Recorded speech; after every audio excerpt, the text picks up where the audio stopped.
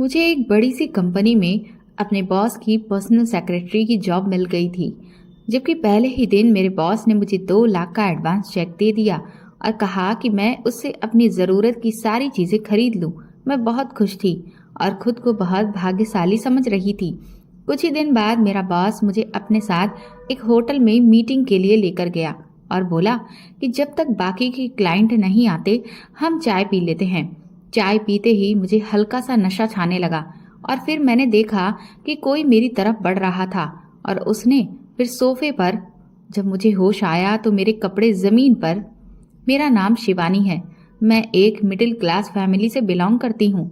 मेरे पिताजी के मर जाने के बाद घर के हालात बहुत ज़्यादा खराब हो गए थे, इसलिए मैं नौकरी की तलाश में निकल पड़ी थी। आज मैं एक कंपनी में नौकरी के लिए आई थी। जब मैं इस ऑफिस में इंटरव्यू के लिए पहुंची तो मेरे होश उड़ गए थे। वेटिंग रूम में ढेर सारे लड़के और लड़कियों की भीड़ लगी हुई थी। पूरा वेटिंग रूम खचाखच भरा था। मेरी सहेली मुझे यहाँ लेकर आई थी, जिसने मुझे यहाँ जॉब के बारे में बताया था। उसका नाम सपना था। सपना मुझे छोड़कर ना जाने कहाँ चली गई थी। मैं यहाँ पर खड़ी हुई थी। इतनी ही देर में बिल्कुल मेरे करीब से एक हैंडसम सा लड़का ठीक मेरे सामने रखी हुई कुर्सी पर आकर बैठ गया। अचानक मेरी नज़र उस पर पड़ी तो वो मुझे एक टक नज़र देखे ही जा रहा था। मैं घबराई हुई नज़रों से सबकी तरफ देखने लग गई। बैठने के लिए कोई जगह अभी मुझे खाली नज़र नहीं आ रही थी, जहां मैं सुकून से बैठ सकूं, ताकि मेरी घबराहट थोड़ी कम हो जाए। खड़े खड़े तो मुझे और भी ज़्यादा घबराहट महसूस हो रही थी। मेरा तो मन कर रहा था कि मैं यहाँ से भाग जाऊं। तभी मेरी सहेली सपना ने मेरा हाथ पकड़ लिया और तेजी से कोने में रखी हुई एक खाली चेयर की तरफ मुझे ले गई। चेयर पर बैठकर मैंने जरा सुकून की सांस ली, क्योंकि एक तो चेयर कोने में रखी हुई थी और दूसरा मैं किसी की भी नजरों में आने से भी बच गई थी। मुझे जरा बैठने के बाद कुछ सुकून मिला तो मेरी नजर अपने कपड़ों पर गई, जो बहुत मामूली से कपड़े थे। और मैं जिस माहौल से निकलकर यहाँ आई थी उसके हिसाब से मैंने अपने दुपट्टे को फैलाकर ओढ़ा हुआ था, जबकि इस ऑफिस में आई हुई लड़कियां खाते पीते घरों की लग रही थीं। किसी भी लड़की के कपड़े मेरी तरह मामूली से नहीं थे और यही चीज मुझे बहुत परेशान कर रही थी। वेटिंग रूम में मुझे मिलाकर तकरीबन 16 लड़कियां और लगभग कुछ लड़के भी बैठे हुए थे। लड़कों को तो मैंने नहीं गिना था, लेकिन अपने साथ बैठी हुई लड़कियों को देखकर मुझे ये एहसास होने लगा कि यहाँ पर मेरी दाल गलने वाली नहीं है, क्योंकि यहाँ पर आने वाली हर दूसरी लड़की मुझे बहुत ही ज़्यादा मॉडर्न और काफ़ी तेज तर्रार लग रही थी। उनकी ड्रेस, उनके सैंडल, उनके पर्स, उनका मेकअप, सब कुछ देखकर जो आइडिया मैंने लगाया था, उससे मुझे अपने दुपट्टे से ढका हुआ शरीर बहुत बुरा सा लग रहा था। इस जॉब के लिए कम से कम मेरे जैसी संस्कारी और मामूली सी शकल वाली लड़की तो किसी भी हाल में फिट नहीं बैठेगी। यहाँ पर बैठी हुई किसी भी लड़की के गले में दुपट्टा तक नहीं था। सभी लड़कियां छोटी छोटी ड्रेस या फिर जीन्स टॉप में मौजूद थीं। सिर्फ एक मैं ही थी जिसने सलवार कमीज पहना हुआ था। मैं इन लोगों के सामने बहुत आम सी लग रही थी। इन लड़कियों ने इतने छोटे कपड़े पहने हुए थे कि इनका काफी हद तक शरीर उनमें से नजर आ रहा था। उन्हें देखकर लग ही नहीं रहा था कि वो कहीं से भी मजबूर लड़कियां हैं या फिर उन्हें जॉब की जरूरत है, बल्कि उन्हें देखकर तो ऐसा लग रहा था कि ये तो किसी फैशन शो पर जाना चाहती थी और भूलकर यहाँ पर आ गई हैं। मुझे इन मॉडर्न लड़कियों के बीच बैठकर बहुत शर्मिंदगी महसूस हो रही थी और साथ ही साथ अपने इस हुलिये की वजह से मुझे बहुत ज़्यादा घबराहट भी हो रही थी। मेरा कॉन्फिडेंस बिल्कुल ज़ीरो लेवल पर आ गया था और घबराहट की वजह से मुझे पसीना भी आने लगा था। हालांकि इस वेटिंग रूम में एसी लगा हुआ था, जिसकी ठंडक से मुझ जैसी एक मिडिल क्लास फैमिली में रहने वाली लड़की जो पसीने में भीग चुकी हो, उसके लिए ठंडा कमरा किसी अच्छी जगह से कम नहीं था। लेकिन मैं बहुत दिमागी दबावों का शिकार हो चुकी थी। हालांकि इस ऑफिस में आने के लिए मैं पूरे 1 घंटा पैदल चलकर ऑफिस में पहुंची थी, लेकिन अब मैं खुद को कंफर्टेबल महसूस नहीं कर पा रही थी। बार बार इतने ठंडे माहौल में भी मुझे लगातार पसीना आ रहा था, सिर्फ ये सोच सोच कर कि यहाँ पर तो कंपटीशन सिर्फ काबिलियत का ही नहीं, बल्कि बहुत अच्छी ड्रेसिंग, महंगे तरीके से किए गए मेकअप और स्टाइल से इंग्लिश बोलने में भी है, जबकि मैं इन सब के मुकाबले में बहुत कमजोर थी। इसलिए डर भी रही थी, क्योंकि ना तो मेरी इंग्लिश इतनी स्ट्रांग थी और ना ही और लड़कियों की तरह मेरी ड्रेसिंग बहुत अच्छी थी। फिर भला ये नौकरी मुझे कैसे मिल सकती थी? मैंने सपना से कहा कि मुझे नहीं लगता कि मैं यहाँ पर जॉब कर सकूंगी। वो तो मेरी तरफ देखकर हैरानी से कहने लगी, क्यों, क्या हो गया है? यहाँ पर तो तुम नौकरी क्यों नहीं कर पाओगी? तो मैंने उसकी बात पर परेशानी से उसकी तरफ देखकर कहा, तुम ऐसे कह रही हो कि जैसे मेरे लिए ये नौकरी तैयार ही रखी थी, बल्कि मुझे मिल भी जाएगी। सपना मेरी तरफ देखकर हैरानी से कहने लगी, हाँ तो इसमें क्या मुश्किल है? मैंने उसे इशारे से लड़कियों की तरफ देखने के लिए कहा। उसका ध्यान लड़कियों की तरफ करवाया कि देखो, तुम्हें लगता है कि मैं इन लड़कियों के मुकाबले में आ सकती हूँ? तो वो एकदम से मुस्कुराकर कहने लगी, क्यों, ये लड़कियां क्या कहीं की मिस वर्ल्ड हैं जो तुम इनका मुकाबला करते हुए घबरा रही हो? मैंने धीरे से कहा कि ये कितनी मॉडर्न है और आजकल तो यही सब कुछ देखा जाता है। लड़की जितनी बोल्ड होती है उसे उतनी ही जल्दी जॉब मिल जाती है। काबिलियत तो लोग यहाँ पर देखते ही नहीं हैं। सपना ने कहा कि तुम परेशान मत हो, तुम्हारी ड्रेसिंग भी अच्छी है, बस सिर्फ कॉन्फिडेंस की जरूरत है। जब तुम्हारा इंटरव्यू हो तो फुल कॉन्फिडेंस के साथ बात करना। तो मैंने सपना के सामने अपना सिर हिला दिया था, लेकिन सच तो ये है कि मैं बुरी तरह से अपना कॉन्फिडेंस खत्म कर चुकी थी और अगर सपना नहीं होती तो शायद मैं यहाँ से अब तक कब की जा चुकी होती। लेकिन सपना के बार बार मुझे प्रोत्साहित करने से मुझे यहाँ जमकर बैठने पर ताकत मिल रही थी और मैं मजबूर हो रही थी। अचानक मेरा नाम पुकारा गया तो मैं धड़कते हुए दिल के साथ उठकर उस कमरे की तरफ जा रही थी जहाँ पर मुझे इंटरव्यू के लिए बुलाया गया था। कमरे में गई तो सामने लगभग 35 साल की उम्र का एक जवान लड़का अपनी रिवॉल्विंग चेयर पर बैठा हुआ था। मैंने अंदर आने की परमिशन मांगी तो उसने अपने लैपटॉप से निगाह उठाकर मेरी तरफ देखा और फिर जैसे ही उसकी नजर मुझ पर पड़ी तो उसकी नजर जमकर रह गई थी, जिस वजह से मैं घबराकर और बेवजह ही अपने दुपट्टे को ठीक करने लगी। मैं उसकी टेबल के करीब जाकर खड़ी हुई तो उसने मुझे बैठने को कहा। उसकी आवाज काफी नरम थी तो मेरी घबराहट थोड़ी कम हुई थी, लेकिन मेरे चेहरे पर पसीने की नन्ही नन्ही बूंदें चमकने लगी थी। मुझे लग रहा था कि मुझसे ढेर सारे प्रश्न किए जाएंगे, इसलिए मैं ज्यादा तनाव का शिकार थी। लेकिन इसकी बजाय वो तो मुझसे मौसम पर बात करने लगे। कहने लगे कि आज तो बहुत गर्मी है, आप कुछ लेंगी?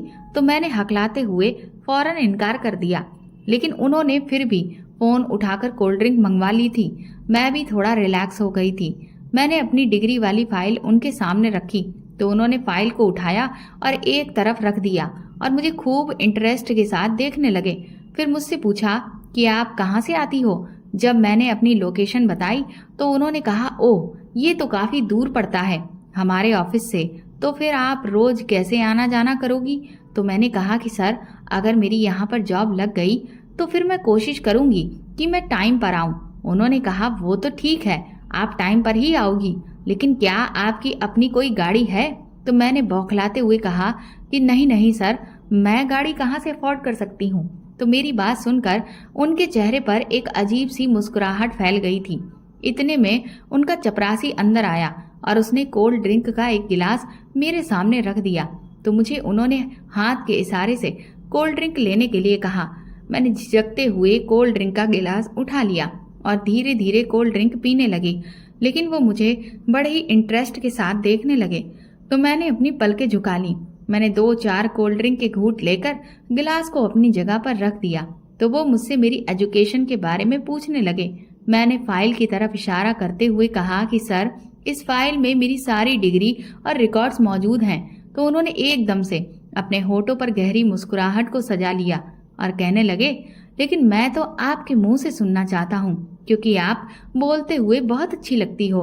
पहली बार इस तरह से किसी मर्द से अपनी तारीफ सुनकर मैं शर्मा सी गई थी। तो मैंने अपनी पलकें झुका ली और फिर धीरे धीरे मैं उनको अपनी एजुकेशन के बारे में डिटेल से बताने लगी। उन्होंने मुझे एकदम से पूछा कि आप किन किन चीजों में इंटरेस्ट रखती हैं। मैं उनके इस सवाल पर बड़ी हैरान हुई थी कि वो मुझसे मेरी एजुकेशन या ज़रूरी इन्फॉर्मेशन लेने के बजाय सिर्फ मेरे बारे में जानना चाहते हैं। उनके सवाल बड़े ही अजीबोगरीब थे। वो कहने लगे, आप रात को क्या करती हो? सुबह कब उठती हो? रात को अगर देर तक जागती हो तो क्या करती हो? मैं हैरान और परेशान होकर उनके सवालों के जवाब देती चली गई। थोड़ी देर के बाद उन्होंने मुझसे कहा, आपका कोई फ़ोन नंबर है तो आप यहाँ पर लिखवा दो। उन्होंने एक चिट मेरे सामने रखी थी तो मैंने फटाफट उस पर अपना नंबर लिख दिया। वो कहने लगे, ठीक है शिवानी जी, हम आपको फ़ोन करके इन्फॉर्मेशन दे देंगे। आपको इस जॉब के बारे में सब कुछ बता दिया जाएगा। आप तैयार रहना। मैं जाने के लिए उठकर खड़ी हो गई, लेकिन दरवाजे तक जाते हुए मुझे ऐसा महसूस हो रहा था जैसे दो आंखें मेरी कमर पर चिपक गई हैं। मैं फौरन उस कमरे से बाहर निकली तो सपना काउंटर पर खड़ी वहां के ऑफिस बॉय से बात कर रही थी। ये वही लड़का था जो मुझे काफी देर तक टकटकी बांधे देखता रहा था।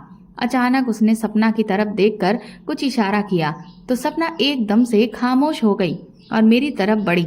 उन दोनों का मुझे देखकर एकदम से चुप हो जाना मुझे हैरान कर गया था। तो वो एकदम से कहने लगी, शिवानी, हो गया तुम्हारा इंटरव्यू? मैंने सिर हिलाकर उसे बताया कि हाँ हो गया, अब चलो चलते हैं। तो वो कहने लगी कि चलो ठीक है, फिर घर चलते हैं। ये कहकर उसने उस हैंडसम से लड़के की तरफ देखकर उसे बाय कहा और फिर मेरे साथ लिफ्ट में सवार हो गई थी। वो मुझसे कहने लगी कि भगवान करे तुम्हारा यहाँ पर काम हो जाए। लिफ्ट के अंदर दाखिल होते हुए सपना ने मुझसे कहा तो मैं खामोश रही थी। फिर मैंने धीरे से सपना से पूछा कि क्या तुम पहले भी इस ऑफिस में आती जाती रही हो? तो वो एकदम से चौंक गई और तेजी से कहने लगी, हाँ मैं एक दो बार यहाँ पर आई थी। मैंने भी यहाँ पर इंटरव्यू दिया था लेकिन सिलेक्ट नहीं हुई। मैंने कहा, वो काउंटर पर खड़ा हुआ लड़का कौन था?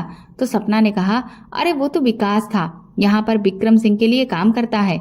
मैंने कहा, विक्रम सिंह कौन है? तो वो कहने लगी, अरे वही जिन्होंने तुम्हारा इंटरव्यू लिया था। जब मैं एक दो बार इस ऑफिस में आई थी तो उससे मेरी मुलाकात हुई थी।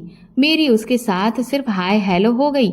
उसने ही मुझे यहाँ की वैकेंसी के बारे में बताया तो मैंने सोचा कि तुम्हें भी आगाह कर देती हूँ, क्योंकि तुम्हें इस जॉब की बहुत ज़रूरत थी। मुझे उम्मीद है कि तुम्हारा यहाँ पर काम हो जाएगा। सपना की बात सुनकर मेरे दिल में भी एक उम्मीद सी जाग उठी थी। हम लोग जब बस स्टॉप पर उतरे तो सपना अपने घर की तरफ रवाना हो गई और मैं भी धीरे धीरे कदम बढ़ाते हुए अपने घर की तरफ चली जा रही थी कि अचानक गली के नुक्कड़ पर पहुंचते ही मुझे अमित ने रोक लिया और कहने लगा, ये सपना तुम्हारे साथ क्या कर रही थी? उसके इस सवाल पर मुझे गुस्सा आ गया और मुंह बनाते हुए मैं कहने लगी कि तुम्हें क्या प्रॉब्लम है, मैं किसी के साथ भी रहूं? तो वो मेरी तरफ देखते हुए कहने लगा, तुम होश में तो हो? ये तुम कैसी बातें कर रही हो? तुम्हें नहीं पता कि मेरी क्या प्रॉब्लम है? मैंने कहा, हाँ मुझे नहीं पता कि तुम्हारी क्या प्रॉब्लम है, मैं जिसके साथ भी रहूं। तुम होते कौन हो? तो वो मेरी बात सुनकर अपनी आंखें तरेड़ते हुए कहने लगा, मेरे ख्याल में जब से तुम्हें बाहर की हवा लगी है तुम्हारी याददाश्त काफी कम हो गई है। क्या तुम्हें याद दिलाने की जरूरत है कि मैं तुम्हारा मंगेतर हूँ? और मंगेतर बने हुए भी मुझे कुछ दिन नहीं बल्कि पूरे 4 साल हो गए हैं और इस नाते से मैं तुमसे सवाल पूछने का हक रखता हूँ। मैंने उससे चिढ़ते हुए कहा, पहले तुम खुद को इस काबिल तो कर लो तब मुझसे सवाल करना। तो वो कहने लगा, काबिल भी हो जाऊंगा, क्यों फिक्र कर रही हो? मैंने अपने फ्रेंड से बात की है, जल्दी ही मेरा वीजा हो जाएगा तो मैं बाहर चला जाऊंगा। लेकिन इस टाइम तो तुम ये बात याद रखो कि मैं अब दोबारा कभी तुम्हें सपना के साथ ना देख लूं। वो इतनी अच्छी लड़की नहीं है।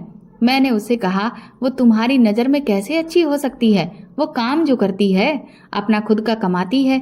ऐसी लड़कियां तुम्हें वैसे भी कहाँ अच्छी लगती हैं। मेरी बात सुनकर अमित गुस्से भरे शब्दों में कहने लगा, जिस बात के बारे में तुम्हें पता नहीं है उस बात पर बेवजह उसकी साइड लेने की कोई तुक नहीं बनती। तुम उसके बारे में कुछ भी नहीं जानती। हम लड़के हैं, सारा दिन घर से बाहर होते हैं, हमें अपने मोहल्ले की हर लड़की के बारे में बहुत अच्छी तरीके से पता होता है। तुम बहुत सिंपल और मासूम हो। मैं नहीं चाहता कि तुम भी उसकी तरह बन जाओ। मैंने कहा, तुम्हें मेरी फिक्र करने की ज्यादा जरूरत नहीं है, तुम अपनी फिक्र करो। तो वो कहने लगा कि मुझे अपनी फिक्र भी है और तुम्हारी भी। तुम मेरी इज्जत हो और मैं अपनी इज्जत पर कभी दाग लगने नहीं दूंगा। मैंने कहा, मैं घर से बाहर निकली हूँ तो अपनी इज्जत पर दाग लगाने के लिए नहीं निकली हूँ। इसलिए बेहतर होगा कि तुम मुझसे ये फिजूल की बातें मत करो। सिर्फ गैरतमंद होने से पेट नहीं भरता, पेट भरने के लिए बाहर निकलकर कमाना भी पड़ता है। अपने अंदर काबिलियत पैदा करो। मुझे शादी करके घर ले जाओ तो मैं भी घर के अंदर बैठी रह जाऊंगी। इससे पहले वो मुझे कुछ और भाषण देता जो काफी समय से वो मुझे देता रहा था, मैं फौरन ही आगे बढ़ गई। इस तपती हुई गर्मी और लू ने मेरी हालत पहले ही काफी खराब कर डाली थी। मैं तेज तेज कदमों से अपने घर में दाखिल हुई और तेजी से अपने कमरे में आ गई तो मेरी मम्मी एकदम से बिस्तर से उठकर बैठ गईं। वो कहने लगी, क्या बात है शिवानी, आज तुमने बहुत देर लगा दी। ये कोई टाइम है घर आने का? शाम के 6 बज रहे हैं। कितनी बार कहा है कि जॉब करने के भूत को अपने दिमाग से उतार दो। हमारे खानदान में कभी किसी लड़की ने जॉब नहीं की है, लेकिन तुम पर तो भूत सवार हो चुका है। तो मैंने अपने शरीर से दुपट्टा उतार कर दूर फेंक दिया और मम्मी के सामने आकर खड़ी हो गई। मैंने कहा, मम्मी, सवाल जवाब से हटकर मुझे अपने लिए भी कभी कुछ पूछ लिया करो। तभी मेरी छोटी बहन पानी का गिलास लेकर आई। मैंने उससे कहा कि क्या बनाया है, तो वो कहने लगी, सब्जी और पूड़ी बनाई है। मुझे भूख लग रही थी, इसलिए मैंने उससे कहा, तो फिर जल्दी से मेरे लिए लेकर आ जाओ। तो वो कहने लगी कि कैसे ले आऊं, किचन पर तो भाभी ने ताला लगाया हुआ है। उसकी बात सुनकर मुझे गुस्सा आ गया। मैंने कहा, भाभी ने ताला क्यों लगा दिया? तो वो कहने लगी, कुछ नहीं, बस मैंने मम्मी के लिए चाय बनाई थी। उनके सर में बहुत दर्द हो रहा था। भाभी को ये बात बुरी लग गई कि हम उनका सामान इस्तेमाल कर रहे हैं, इसलिए उन्होंने किचन में ताला लगा दिया। मैंने मम्मी से कहा, मम्मी, ये सब घर में क्या हो रहा है? क्या अब हम आपके लिए चाय भी नहीं बना सकते? ये सब आखिर क्यों हो रहा है? मैंने उलझकर मम्मी से सवाल किया। मम्मी ने मेरे सवाल का जवाब नहीं दिया। मैं उनके करीब जाकर बैठ गई और उनसे कहने लगी कि आप इतने सुकून से कैसे रह सकती हो? मुझे भूख लगी हुई है। सुबह भी मैं खाली पेट ही घर से बाहर निकली थी। मेरा इतना स्टेमिना अब नहीं है कि मैं घर आकर भी भूखी रहूं। आप आखिर भैया से शिकायत क्यों नहीं करती? किचन में तो किसी न किसी जरूरत के लिए जाना ही पड़ेगा ना, और हम अपने भैया की ही तो कमाई खा रहे हैं। भाभी हमारे साथ ऐसा नहीं कर सकती। मम्मी मेरी बात खामोशी से सुन रही थी, तो मुझे उन पर और भी ज्यादा गुस्सा आ गया। मैंने कहा, आपकी इसी खामोशी के कारण आज ये दिन आया है। अगर आप भाभी को उनकी हद में रखती तो ये दिन कभी भी नहीं आता। मम्मी मेरी तरफ देखकर कहने लगी, तो तुम क्या चाहती हो? जो बातें मैं सारा दिन तुम्हारी भाभी से सुनती हूँ, तो रही सही कसर अब तुम्हारा भाई भी पूरी कर दे। तुम अब मुझे अपने भाई से लड़वाना चाहती हो? मैंने कहा, मम्मी, मैं नहीं चाहती कि आप उनसे लड़ो, लेकिन आप उन्हें बता दो कि उनकी पत्नी हमारे साथ बहुत गलत कर रही है। मम्मी कहने लगी, तुम एक काम करो, जब तुम्हारा भाई आएगा तो तुम खुद ही उससे बात कर लेना। मेरा मन कर रहा था कि मैं जोर जोर से रो लूं। मैं भाभी का भी सामना नहीं कर सकती थी, क्योंकि उनका और मेरा 36 का आंकड़ा था। मैं इतना जरूर जानती थी कि उन्होंने जो किचन को ताला लगाया है वो सिर्फ और सिर्फ मुझे तंग करने के लिए किया है, वरना मम्मी और मेरी बहन से तो उनकी कोई लड़ाई नहीं है, और मुझसे भी लड़ाई की वजह सिर्फ उनका भाई है।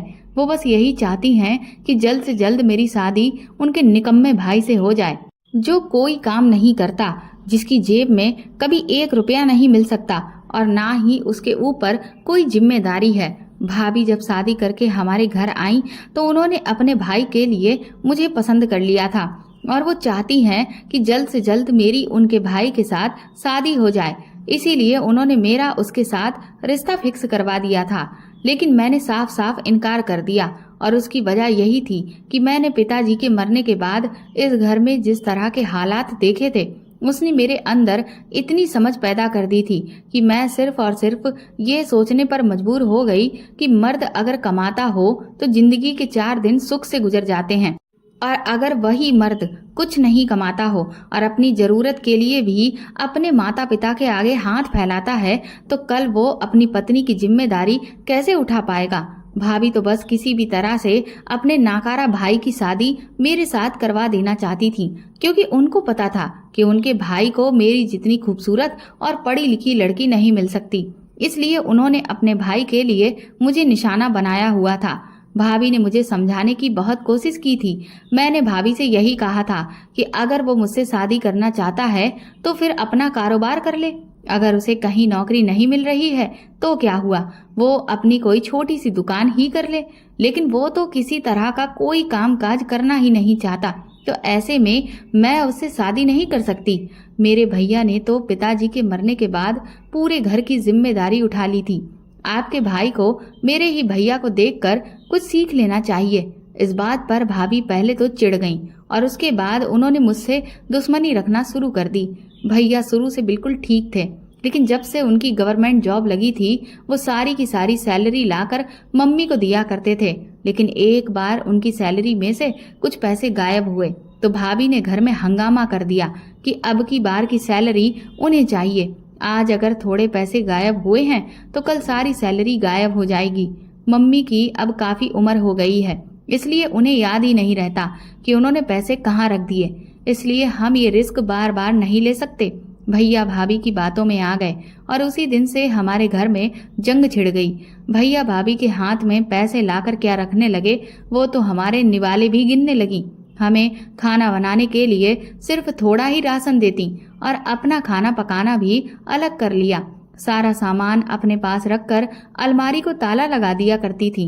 हमें जो थोड़ा सा राशन देती उसमें भी यही कहा करती थी कि इसको भी तुम्हें सावधानी से खर्च करना है। मम्मी की हमेशा से आदत थी कि वो दिन में 2-3 बार चाय पिया करती थी, लेकिन भाभी ने चाय की पत्ती अलमारी में रखकर उसको ताला लगा दिया। बार बार अलमारी की चाबी मांगना हमारे लिए सर दर्द बन चुका था। ढीठ बनकर जितनी भी बातें सुनी उनको सुनकर चाय पीने का दोबारा मन ही नहीं किया।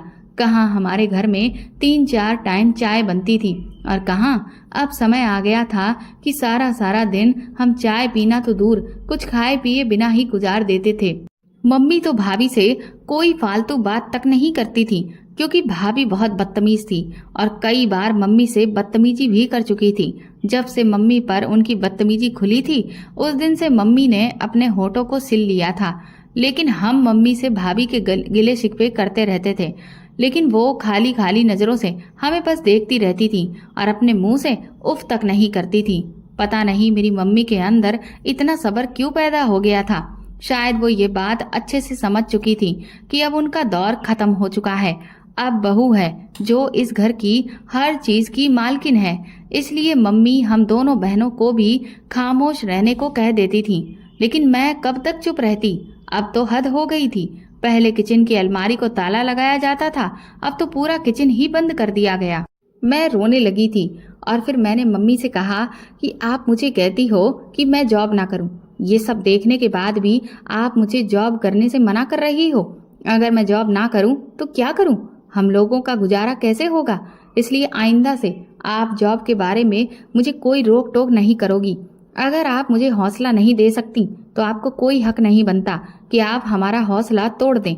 मेरी बहन मेरे कंधे पर हाथ रखते हुए कहने लगी, तुम जॉब करो दीदी, मम्मी तो बस ऐसे ही बोलती रहती हैं।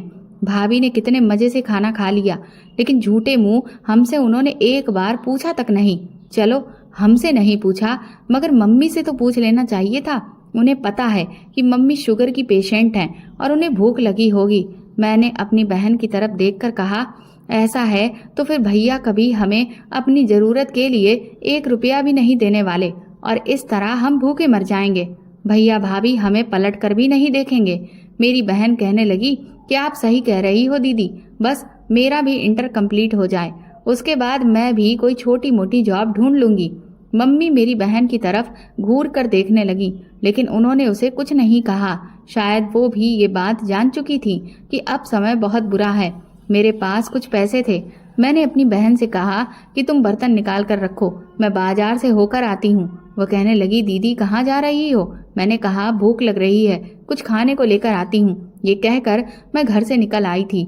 मेरी आंखों में मोटे मोटे आंसू आ गए थे। मैंने करीब में ही एक ठेले से छोले भटूरे खरीद लिए और घर आकर हम तीनों ने मिलकर खाना खाया था। हम लोग खाना खा ही रहे थे कि भैया भाभी को लेकर घूमने के लिए चले गए। ये उनका रोज का रूटीन था कि शाम के टाइम पर वो भाभी को लेकर मम्मी को बिना बताए ही घर से निकल जाते थे। भैया ने एक बार भी हम लोगों से कमरे में आकर ये नहीं पूछा था कि आप लोगों ने भी कुछ खाया है या नहीं।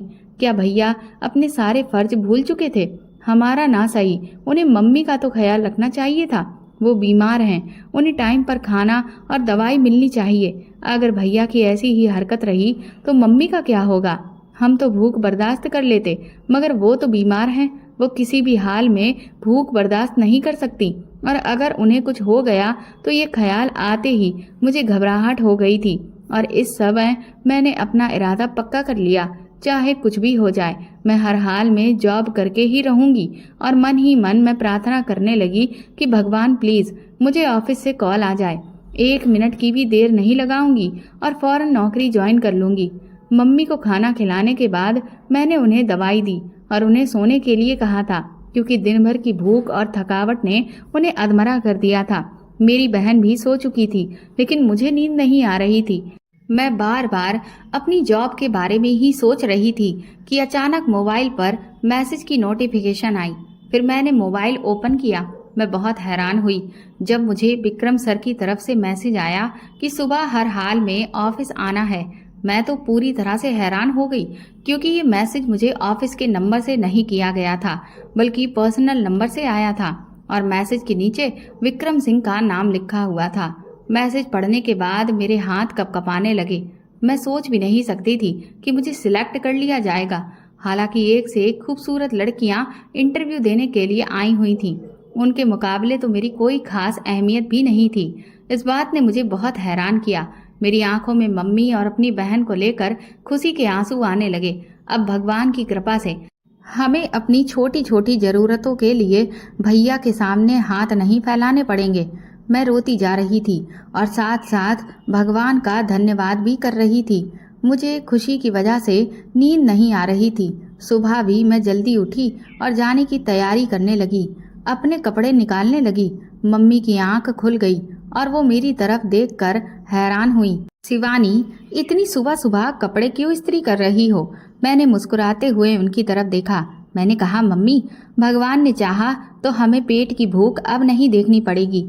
तो मम्मी कुछ ना समझते हुए मेरी तरफ देखकर कहने लगी कि क्या कह रही हो तुम? मुझे तुम्हारी कोई बात समझ नहीं आ रही है। मैंने फटाफट कपड़े हैंगर में रखे और उनके करीब जाकर बैठ गई। फिर उनका कमजोर हाथ अपने हाथ में लेकर मैंने चूम लिया और उनको बताया कि मेरी नौकरी फिक्स हो गई है। ऑफिस वालों की तरफ से मुझे मैसेज आया है। आज मेरी ज्वाइनिंग है और मुझे आपके आशीर्वाद की बहुत जरूरत है। मेरी मम्मी मेरी बात सुनकर रोने लगी और कहने लगी, अब तुम जॉब करोगी, वो भी ऑफिस जाकर? दुनिया वाले क्या कहेंगे? मैंने मम्मी से कहा, मम्मी, आपको अभी भी दुनिया की परवाह है, जबकि कल आप सारा दिन भूखी रहीं, किसी ने आपको खाना तक नहीं दिया। आप किस दुनिया की बात कर रही हो? मम्मी, अगर कल मेरे पास पैसे नहीं होते तो शायद हम लोग खाना भी नहीं खा पाते। छोड़ दो आप इस दुनिया की बातें, बस आप खुश रहा करो।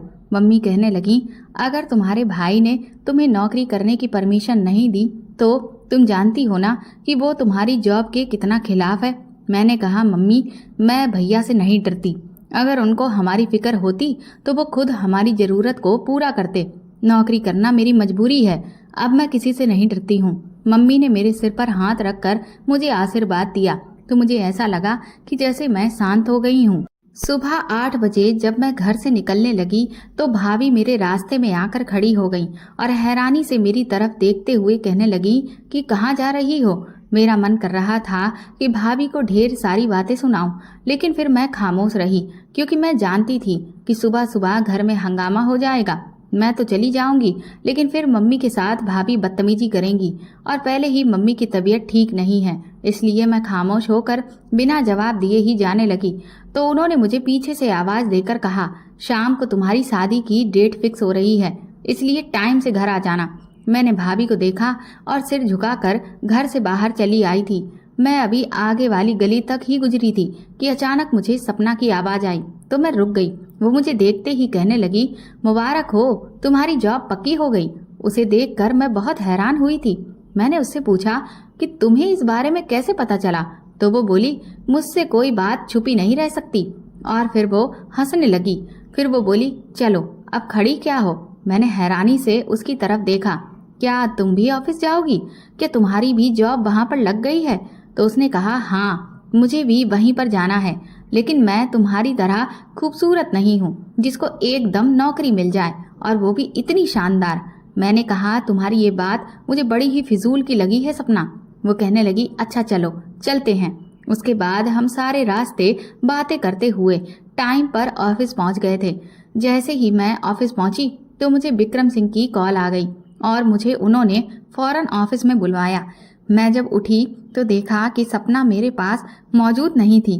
मैं वेटिंग रूम से निकलकर जैसे ही सर के केबिन की तरफ जाने लगी तो सपना विकास के साथ कुछ बातें कर रही थी और वो मुझे देखते ही ऑफिस से बाहर निकल गई। कमाल है, मुझसे मिलकर भी नहीं गई। मुझे सपना का बिहेवियर बहुत बदला बदला सा लग रहा था। मैं धीरे से दरवाज़ा खोलकर जब अपने बॉस के ऑफिस के अंदर दाखिल हुई तो हैरान रह गई, क्योंकि वो कुर्सी पर नहीं बल्कि सोफे पर लेटे हुए थे और उनकी टेबल पर शराब की बोतल भी रखी हुई थी और आसपास छोटे छोटे गिलास भी थे। वो लेटे लेटे सिगरेट भी पी रहे थे। कमरे में अजीब सी स्मेल आ रही थी, जिस वजह से वहां पर खड़ा होना भी बहुत मुश्किल हो रहा था। मुझे बहुत घबराहट हो रही थी और मैं कमरे में चारों तरफ देख रही थी। तभी सर की भारी आवाज मुझे सुनाई दी, जो मुझे बैठने के लिए कह रहे थे।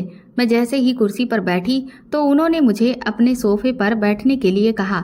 मैं उनकी डिमांड सुनकर हैरान रह गई थी। उन्होंने जब देखा कि मैं कंफ्यूजन का शिकार हो रही हूँ तो वो उठकर बैठ गए और फिर बड़ी गहरी नज़रों से मुझे देखते हुए कहने लगे, आपको ऑफिस का पहला दिन बहुत बहुत मुबारक हो। आप जैसी खूबसूरत लड़की को मुझे अपनी सेक्रेटरी बनाने पर गर्व है। उनकी ऐसी बातें मेरे सर के ऊपर से गुजरने लगी तो मैंने धीरे से कहा कि सर, मेरा क्या काम होगा, आप मुझे गाइड कर दीजिए। तो उसने धीरे से कहा कि आप मेरी पर्सनल सेक्रेटरी हो, आपके सारे काम मुझसे शुरू और मुझ पर ही खत्म होंगे। मैंने नज़र उठाकर उनकी तरफ देखा तो एक पल के लिए मैं हैरान रह गई थी। उनके चेहरे और आंखों में अजीब सी मुस्कुराहट फैली हुई थी। वो मेरी तरफ देखकर कहने लगे कि अजीब लड़की है सपना, सच में इस बार हीरा चुनकर लाई है। मैं अपने बॉस की बात पर एकदम से चौंक गई थी। फिर उन्होंने अपनी जेब से एक चेक निकालकर मेरे सामने रख दिया था और कहा कि ये उठा लो, 2 लाख का चेक है। मैंने हैरानी से उनकी तरफ देखा कि सर, ये तो बहुत ज्यादा है और मैंने तो अभी कोई काम भी शुरू नहीं किया। ये चेक आप मुझे किस लिए दे रहे हो?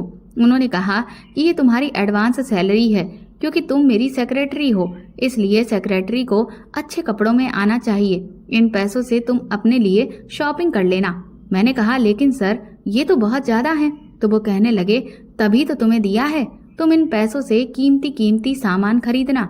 मेरी सेक्रेटरी होना आपके लिए कोई आम बात नहीं है, इसलिए आपको ये पैसे रखने पड़ेंगे और इससे आप शॉपिंग करके और अच्छे गेटअप में कल ऑफिस ज्वाइन करना, मुझे खुशी मिलेगी।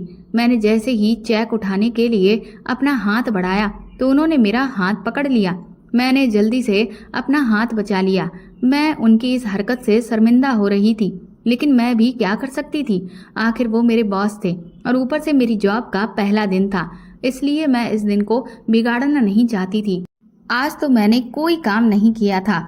अगले दिन मैं सुबह ही अपनी बहन को लेकर शॉपिंग के लिए निकल गई थी और ढेर सारी शॉपिंग करके घर वापस आई तो भैया गुस्से से लाल पीले होकर मेरी तरफ देख रहे थे और उन्होंने मुझसे कहा कि आज रात को तुम्हारी शादी है और खबरदार, जो मैं तुम्हारे मुंह से कोई बात सुन लूं। मैं बिफर गई और भैया के सामने आकर खड़ी हो गई। मैंने उन्हें कड़क शब्दों में कहा कि मैं जबरदस्ती की शादी को नहीं मानती। मेरे इतना कहने पर भैया ने मुझसे कहा कि अभी और इसी समय तुम यहाँ से निकल जाओ, तुम्हारी अब इस घर में कोई भी जगह नहीं है। मैं अपना सारा सामान जो मार्केट से खरीद कर लाई थी वो सब हाथ में लिए घर से पलटने लगी। तभी मेरी मम्मी ने मुझे रोक लिया। भैया ने गुस्से से मम्मी की तरफ देखकर कहा कि इसे मत रोकना मम्मी, वरना आप भी इसके साथ चली जाना। भैया की बात सुनकर मम्मी रोने लगी, लेकिन मैं भैया की बात सुनकर नहीं रुकी तो मेरे पीछे पीछे मम्मी और मेरी बहन भी निकल आई थी। मैंने मम्मी को बहुत समझाया कि आप वापस चली जाओ, मेरा जो होगा सो होगा, लेकिन मम्मी नहीं मानी। इस मुश्किल समय में मुझे सिर्फ एक ही रास्ता नजर आ रहा था। मैं अपनी बहन और मम्मी को लेकर सपना के घर चली गई। सपना के घर पर उसकी बूढ़ी माँ और वो दोनों अकेले ही रहती थीं। उसका कोई भाई भी नहीं था। उसके पिता पहले ही मर चुके थे। सारे घर की जिम्मेदारी सपना ने अपने कंधों पर उठा रखी थी। उसने हमें बहुत अच्छे तरीके से अपने घर में रखा और एक कमरा हमें रहने के लिए दे दिया। मैंने यही सोच रखा था कि मैं बहुत जल्द अपने घर का इंतजाम कर लूंगी और ज़्यादा दिनों तक सपना पर बोझ नहीं बनूंगी। और दूसरी तरफ विक्रम सिंह के ऑफिस में मुझ पर उनकी मेहरबानियां बढ़ते हुए देखती तो मैं दिल ही दिल में डरने लगी थी। एक दिन मैं ऑफिस में दाखिल हुई थी कि सामने से आते हुए विकास ने मुझे रोक लिया और धीरे से कहा कि अच्छा होगा कि तुम ये जॉब छोड़कर चली जाओ। तुम एक अच्छी और शरीफ घर की लड़की लगती हो, ये तुम्हारी जगह नहीं है। जाने क्यों मुझे उसकी बात पर बहुत चिढ़ हो आई, लेकिन मैंने उसकी बात को वैल्यू नहीं दी और आगे बढ़ गई। अब तो वो हर रोज ऐसा ही करने लगा था। मैं जब भी ऑफिस आती तो वो आगे बढ़कर मुझे यही बात करता, लेकिन मैं हमेशा उसकी बात पर मुस्कुराकर उसे इग्नोर कर जाती थी। एक दिन मुझे बॉस ने कहा कि मीटिंग के लिए हमें एक होटल में जाना है। उस दिन मेरी तबीयत कुछ ठीक नहीं थी। मैं जल्दी घर वापस जाना चाहती थी, लेकिन मैं बॉस को इनकार नहीं कर सकी और उनके साथ चल पड़ी। होटल पहुंचकर बॉस मुझे कमरे में ले गया और मुझसे कहने लगा कि अभी थोड़ी देर तक बाकी सारे मेंबर्स भी पहुंचने वाले हैं, तुम चाय पी लो। चाय पीते ही अचानक मेरा सर घूमने लगा और मैं वहीं सोफे पर ही बैठे बैठे बेहोश हो गई। जब मुझे होश आया तो मैं तड़प तड़प कर रोने लगी, क्योंकि मैं बॉस के हाथों पूरी तरह से बर्बाद हो चुकी थी। मैंने चीख चीख कर कमरा सर पर उठा लिया तो बॉस ने एक जोरदार थप्पड़ मेरे मुंह पर मारा और कहने लगा कि एक तो खुद मुझे अपनी तरफ खींचती हो और ऊपर से मुझ पर ही इल्जाम लगा रही हो। खबरदार जो मुझे दोबारा ऑफिस में नजर आई तो मेरी इज्जत खराब करके वो खुद तो साफ सुथरा होकर उस कमरे से चला गया था, जबकि मैं फूट फूट कर रोने लगी थी। इतने में विकास अंदर दाखिल हुआ तो मैं खुद को समेटते हुए उठ खड़ी हुई थी। विकास ने मेरी तरफ अफसोस से देखा और जमीन से मेरा दुपट्टा उठाकर मुझे उड़ा दिया और मुझे बहुत ही खामोशी से लेकर उस कमरे से बाहर निकल गया। रास्ते में मैंने रोते हुए उससे कहा कि मुझे किसी तरह सपना के घर छोड़ दो, इस मुश्किल समय में वही मेरा साथ देगी। तो वो फीकी सी मुस्कुराहट से मुझे देखकर कहने लगा, जिसने तुम्हें इस दलदल में फंसाया है तुम फिर उसी के पास जाना चाहती हो। मैं उसकी बात सुनकर हैरान रह गई थी। विकास ने मुझे बताया कि सपना विक्रम सिंह के लिए काम करती है और उसके लिए नई नई लड़कियां उसका दिल बहलाने के लिए आए दिन लेकर आती है। तुमसे पहले भी वो कई सारी लड़कियों की इज्जत बर्बाद करवा चुकी है, इसलिए मैं तुम्हें समझाता था, लेकिन तुमने मेरी एक भी नहीं सुनी। उसकी बातें सुनकर मेरे पैरों तले से जमीन निकल गई थी। मैं तो सपना को अपनी दोस्त और हमदर्द समझती थी, लेकिन वो तो मेरी सबसे बड़ी दुश्मन निकली। अब मुझे अपने से ज्यादा अपनी बहन की फिक्र थी कि कहीं वो उसको कोई नुकसान ना पहुंचा दे। मैंने विकास से कहा कि ये मामला इतना सीधा नहीं है, मुझे फौरन पुलिस स्टेशन लेकर चलो। मैं विक्रम सिंह के खिलाफ रिपोर्ट दर्ज करवाना चाहती हूँ, लेकिन पुलिस स्टेशन में हमें कल आने के लिए कहा गया। विकास मुझे लेकर सपना के घर गया तो उसके घर पर ताला लगा हुआ था। ये देखकर मैं परेशान हो गई कि ना जाने मेरी मम्मी और बहन कहाँ गई होंगी। मैंने चुपके से मोहल्ले के एक बच्चे को भैया के घर भेजा ताकि वहां जाकर वो देख सके कि कहीं मेरी मम्मी और मेरी बहन भैया के घर पर तो नहीं है। लेकिन बच्चे ने आकर मुझे बताया कि वो वहां पर नहीं है, तो मेरा दिल अब बुरी तरह से घबराने लगा। भगवान, मेरी मम्मी और बहन कहाँ चली गईं? मेरे सिर पर तो अब छत भी नहीं रही, मैं कहाँ जाऊंगी? तो विकास ने कहा कि अगर मुझ पर भरोसा करती हो तो मेरे घर चलो। इसके अलावा मेरे पास कोई चारा भी नहीं था। फिलहाल मैं उसके घर चली गई थी, लेकिन मेरे दिल में विक्रम सिंह से बदला लेने का ख्याल आ रहा था। एक दिन मुझे विकास ने कहा, विक्रम सिंह की बूढ़ी माँ के लिए एक नौकरानी की सख्त जरूरत है। तो मैं फौरन ही तैयार हो गई थी और मुंह छुपाकर विक्रम सिंह के घर दाखिल हुई। लेकिन मेरे होश उड़ गए थे जब मैंने उस घर में अपनी मम्मी और बहन को फटे हुए कपड़ों में देखा।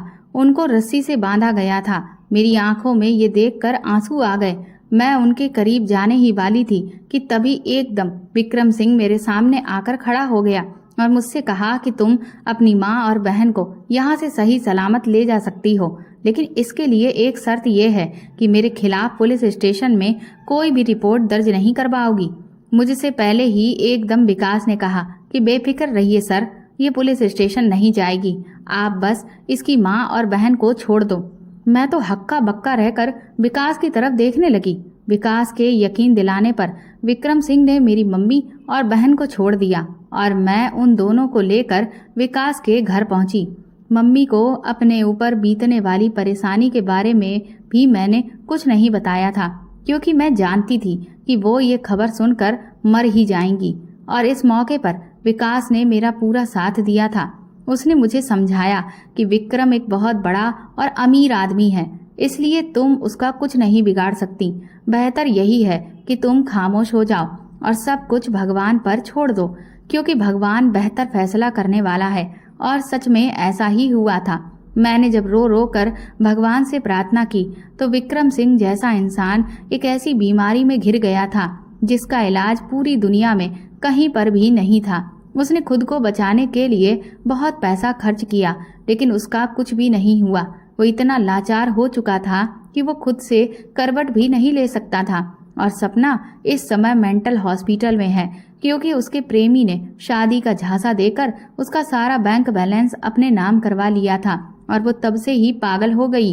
ये दोनों ही बुरे चरित्र के लोग मेरी आंखों के सामने अपने किए की सजा भुगत रहे हैं, तो मेरा दिल भी बेफिक्र हो गया है। कुछ दिन बाद विकास ने मुझे शादी के लिए प्रपोज कर दिया। मैंने सिंपल तरीके से विकास के साथ शादी कर ली। मेरी बहन और मम्मी भी मेरे साथ ही रहती हैं। विकास ने एक अच्छे पति होने के साथ साथ मेरी मम्मी का बेटा बनकर भी दिखाया, जिस पर मैं हर समय भगवान का धन्यवाद करती हूँ, जिसने विकास के रूप में मुझे इतना अच्छा पति दिया। तो दोस्तों, अगर आपको ये कहानी पसंद आई तो कमेंट करके हमें ज़रूर बताएं और प्लीज़ इस कहानी को ज़्यादा से ज़्यादा शेयर और लाइक करके मेरे चैनल को सपोर्ट करें। साथ ही आप बेल आइकन ज़रूर दबा दें ताकि आगे भी आपको नोटिफिकेशंस मिलती रहें। Thank you.